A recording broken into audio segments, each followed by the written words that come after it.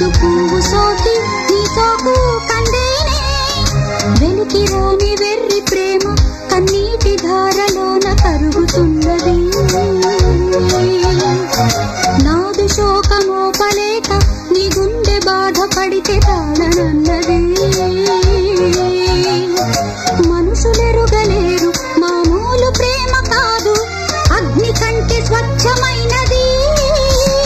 మమకారమే ఈ లాలి పాటగా రాసేది హృదయమా ఉమాదేవిగా శివుని అర్ధభాగమైనాలోన నిలువుమా శుభలా